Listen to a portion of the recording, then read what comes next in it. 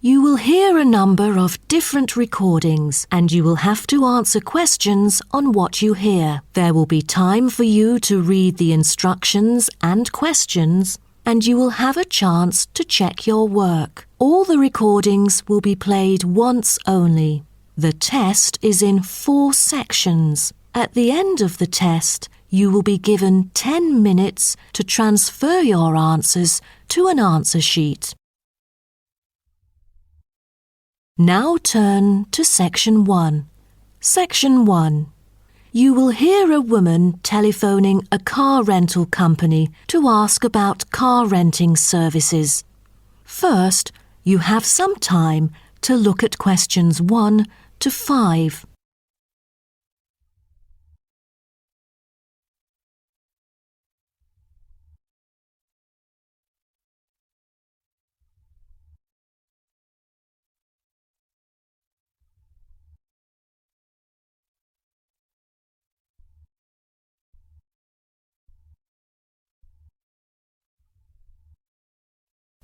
You will see that there is an example which has been done for you. On this occasion only, the conversation relating to this will be played first. Hello, First Choice Car Rental. How may I help you? Oh, good morning. I'm calling for some information about your car renting services. I'm an American and I will be going on a family holiday to your city from Ohio next month. The woman says that she is an American, so American has been written in the space. Now we shall begin. You should answer the questions as you listen, because you will not hear the recording a second time. Listen carefully and answer questions 1 to 5. Hello, First Choice Car Rental. How may I help you? Oh, good morning. I'm calling for some information about your car renting services. I'm an American and I will be going on a family holiday to your city from Ohio next month. Okay, no problem. It's our pleasure to serve you. Could you please tell me your name and contact information first? I'm Caroline. That's Caroline.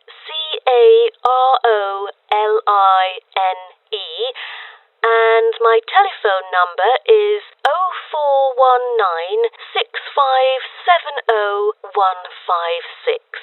Okay, I've got that. And how can I send you our quotation? If you are satisfied with our arrangement, is email all right, or should I send it by post? The latter, please. I'm afraid I'd prefer to read it on paper.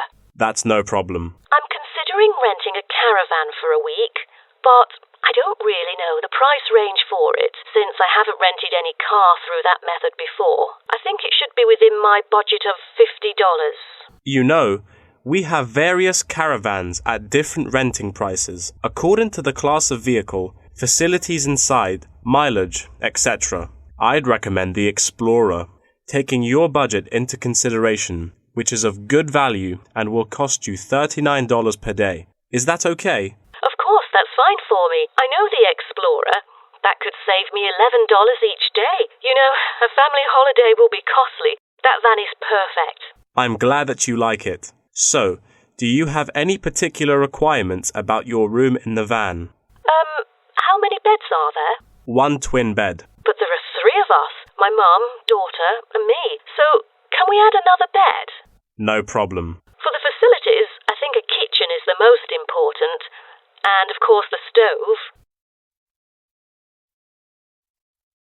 Before you hear the rest of the conversation, you have some time to look at questions 6 to 10.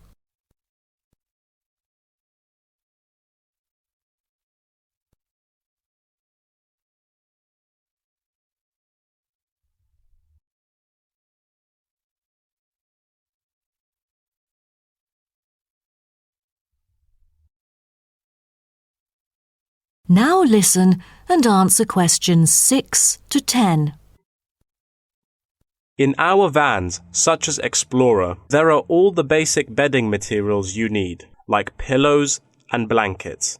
as well as some equipment for daily life. And many things can be added into your room according to your needs, such as a coffee maker. Well, I need to have a heater in case it'll be cold at night, and a microwave, of course. All right, I've taken notes of all these things. Actually, all our vans should be taken from our company, which is not too far from the city centre, so we can pick you up from the centre for free. Is that okay? Oh, I'm afraid we'd better be picked up from the airport, as we are foreigners in your country and not familiar with the transport system. Is that all right? Yes, it is no problem. With that comes the information for the insurance. I need the driver's name and age. That is my daughter, Chris, who is 19, the youngest driver amongst us three. I'm sorry, but our company only accepts caravan drivers aged 25 or over, according to our regulations. So... Well, that would be me, Caroline, and I'm 49 years old. And where was your driving license issued? I mean the country. I've got a license in America, but I've also got one in Australia, which is still valid. Is it better for me to register the local one from your country? Yes, that might be better. So your registration number is... That is the end of section 1. You now have half a minute to check your answers.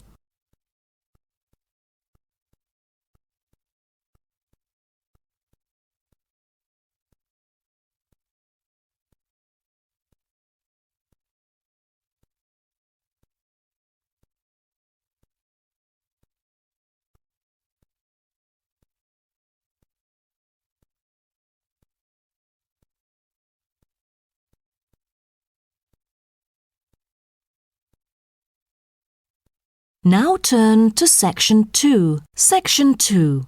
You'll hear a talk between a host and a professor called Alison Downing about cocoa beans. First, you have some time to look at questions 11 to 16.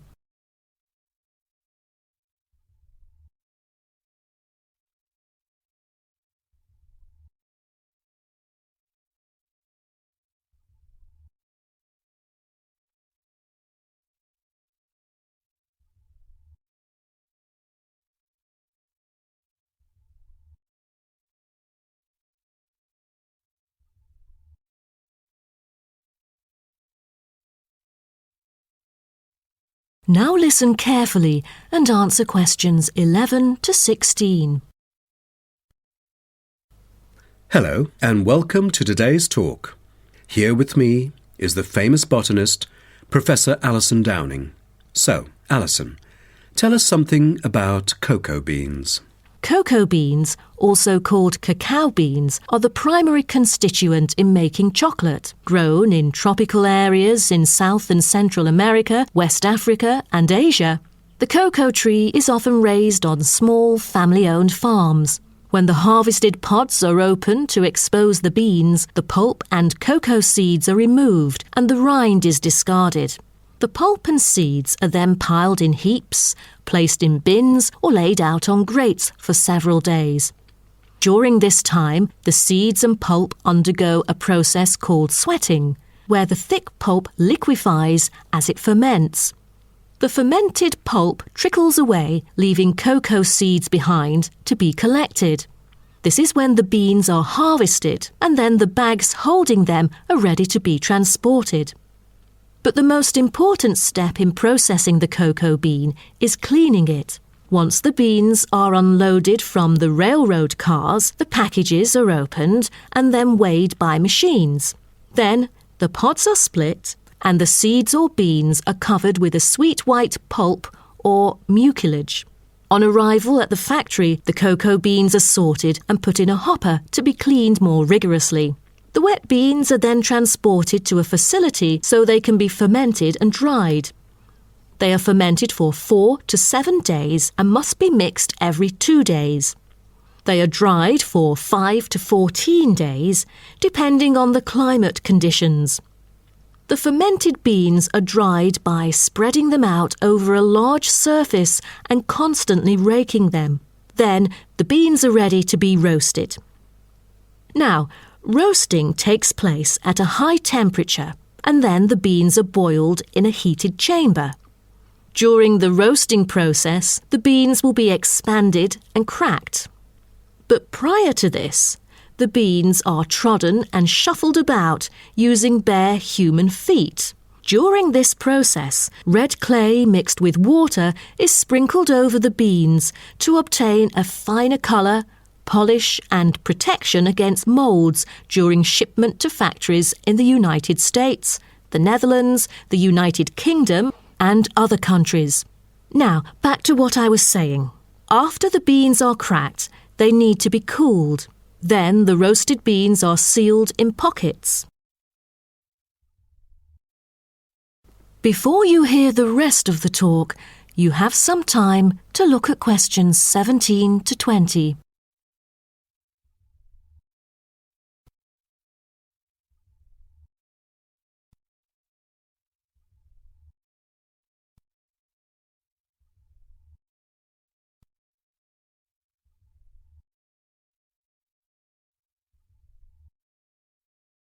Now listen and answer questions 17 to 20. Wow, that is not a simple process, is it? But someone told me that different roasting levels of coffee can lead to different kinds of flavours. Yes, roasting coffee transforms the chemical and physical properties of green coffee beans into roasted coffee products. The roasting process is what produces the characteristic flavour of coffee by causing the green coffee beans to change in taste. Unroasted beans contain similar, if not higher levels of acids, protein, sugars and caffeine as those that have been roasted, but lack the taste of roasted coffee beans due to the Maillard and other chemical reactions that occur during roasting. The vast majority of coffee is roasted commercially on a large scale, but small-scale commercial roasting has grown significantly with the trend toward single-origin coffees served at specialty shops.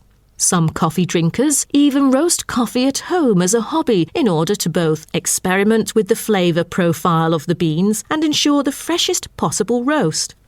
So here, I'm going to introduce some of these roasted coffee beans and their special flavours. Now, the first crack is lighter bodied and has a higher acidity level with no obvious roast flavour and is popular for its special mild taste. This level of roast is ideal for tasting the full original character of the coffee. The green beans are raw, unroasted coffee beans. They are strictly hard beans with a smoky flavour and are slightly acidic. We've also got French roast, and the flavour that comes across in French roast coffee usually has more to do with the roasting process than the actual quality of the beans. By the time the beans are dark enough to qualify as French, most of their original flavour has dissipated. In its place come the flavours of caramelising sugar, bittersweet coffee, and often a bit of chocolate. And finally, espresso smoky. That is, coffee brewed by forcing a small amount of nearly boiling water under pressure through finely ground coffee beans. Espresso is generally thicker than coffee brewed through other methods, has a higher concentration of suspended and dissolved solids, and has creamer on top. As a result of the pressurised brewing process, the flavours and chemicals in a typical cup of espresso are very concentrated. Espresso is also the base for other drinks, such as cafe latte, cappuccino, cafe macchiato, cafe mocha, flat white or cafe americano. That is the end of section 2. You now have half a minute to check your answers.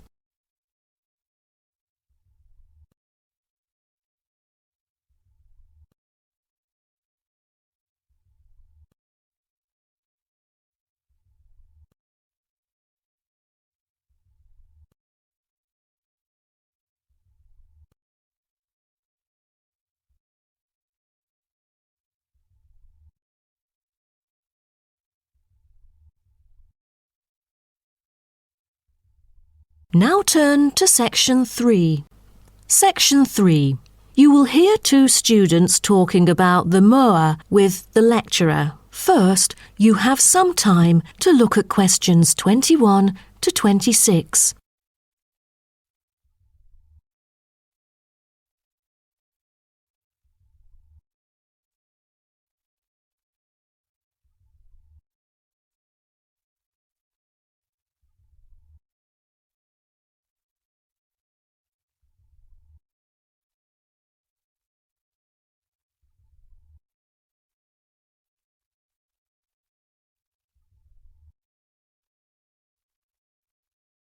Now, listen carefully and answer questions 21 to 26.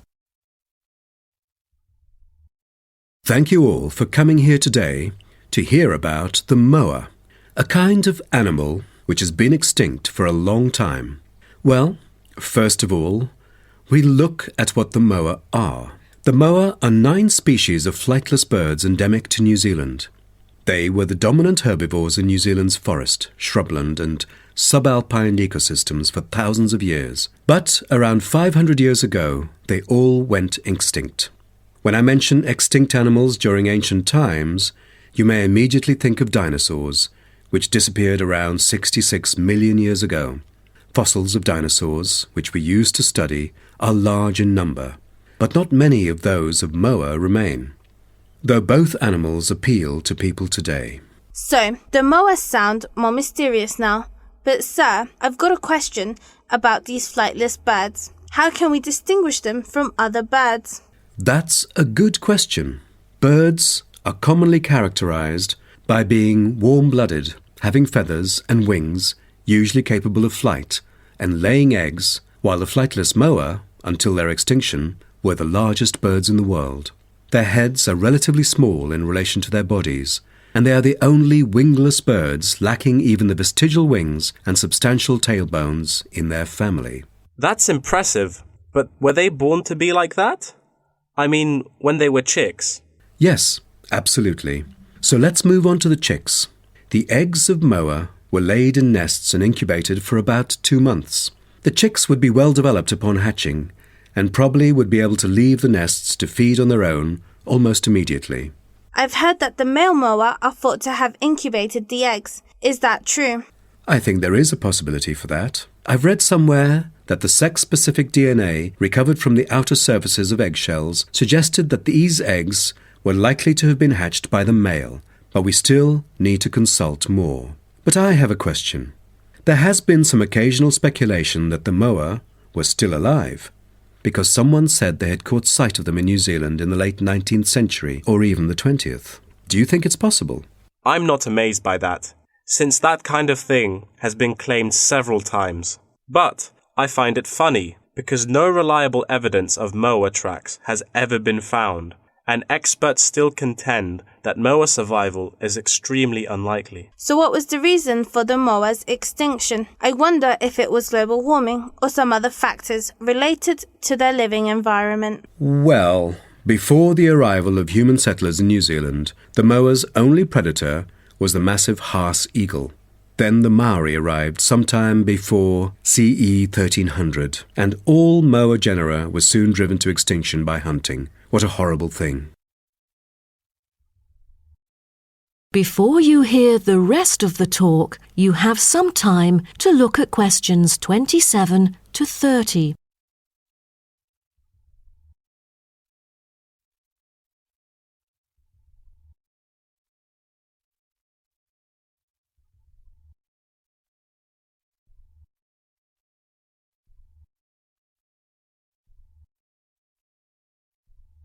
Now, listen and answer questions 27 to 30.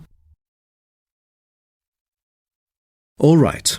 Now let's look at the features of some species of moa. The South Island giant moa may have been the tallest birds ever known, and the second tallest of the 9 moa species is the North Island giant moa, with the females being markedly larger than males, both in weight and height. And I've heard that the smallest of the moa birds are the coastal moa. Is that right? Yes, you were right. And have you heard about any other kind of moa before? I know the crested moa. The eggs they laid may be larger than others. As they mainly lived in the remote interior of the southern island, their fossils are rare or absent in archaeological sites, and no egg remains have yet been identified.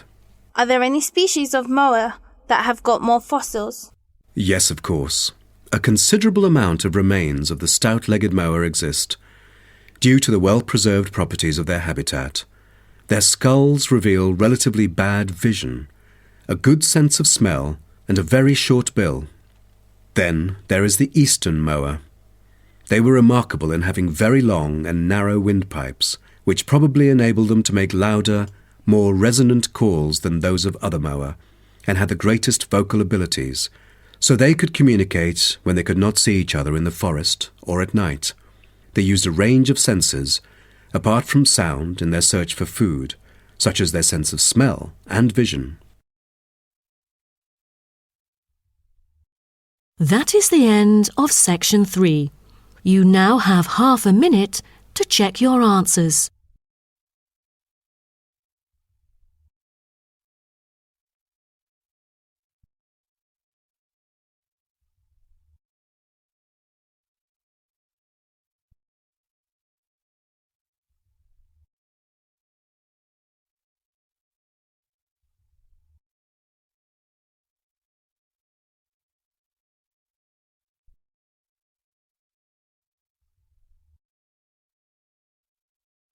Now turn to section 4. Section 4. You will hear part of a lecture about time measurement. First, you have some time to look at questions 31 to 40.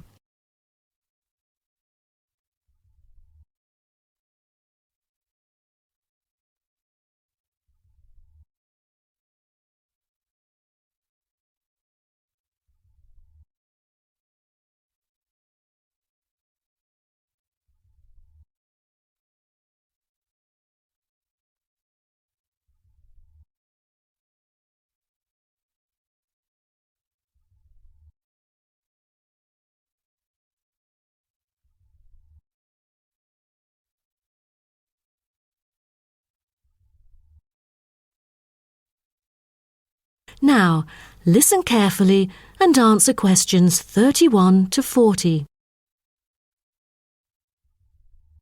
Good morning, everyone. Today, I'm going to talk about the research project I've been involved in on time measurement. Do you know how time is measured? Consider how we measure length and how, with time, we encounter a difficulty. Before we could grasp it, it would slip through our fingers. In fact, as we can see, we are forced to have the resource to measure something else, the movement of something in space or a set of movements in space. All the methods that have been employed so far really measure time by a motion in space. The measurement of time is no easy matter, a scientific unit only arrived at after much thought and reflection. As the most primitive form of measurement, the sun seems to be natural.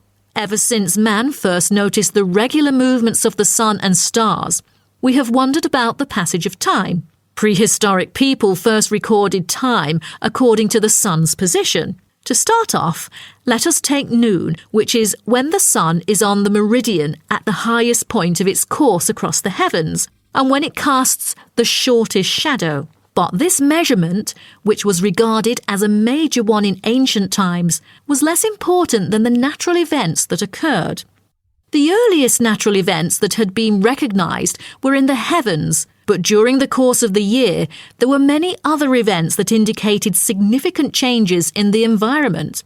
Seasonal winds and rains, the flooding of rivers, the flowering of trees and plants, and the breeding cycles or migration of animals all led to natural divisions of the year, and the further observation and local customs led to the recognition of the seasons.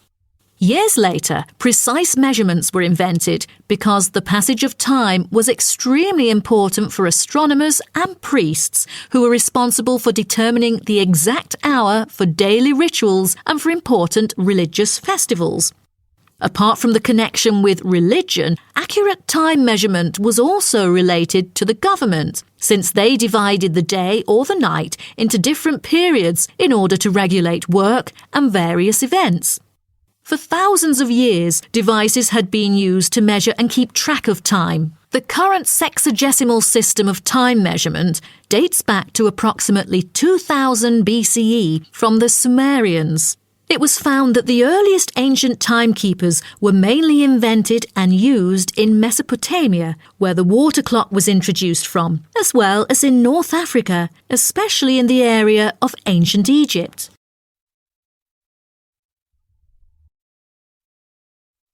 So, now I'd like to introduce you to some of the most well-known ancient timekeepers, as well as the disadvantages of them, for which they were replaced by various new forms of clocks that were used afterwards.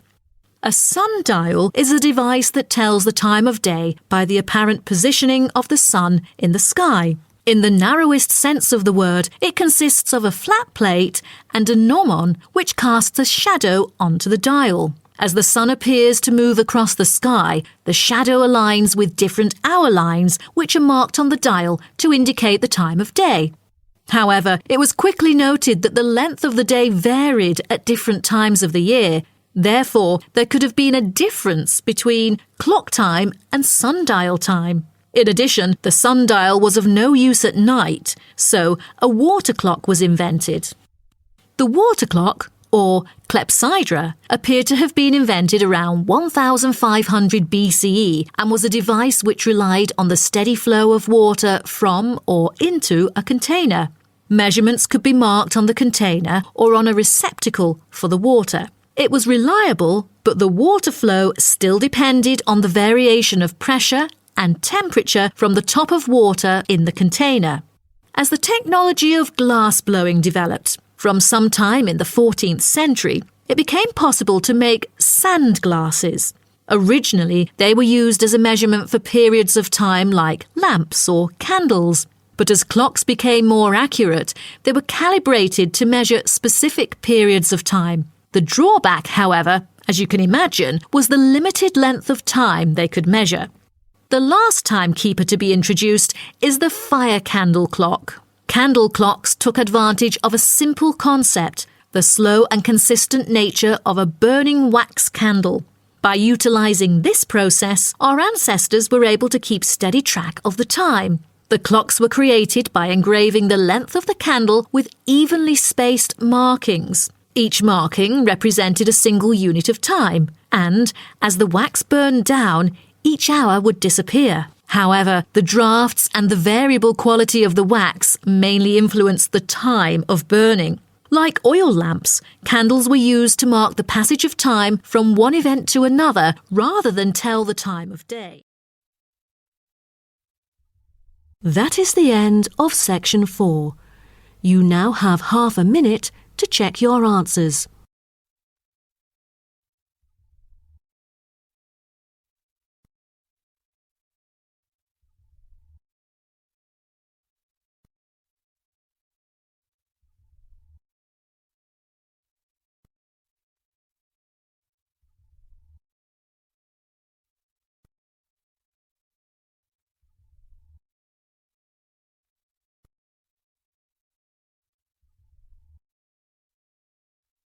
That is the end of the listening test.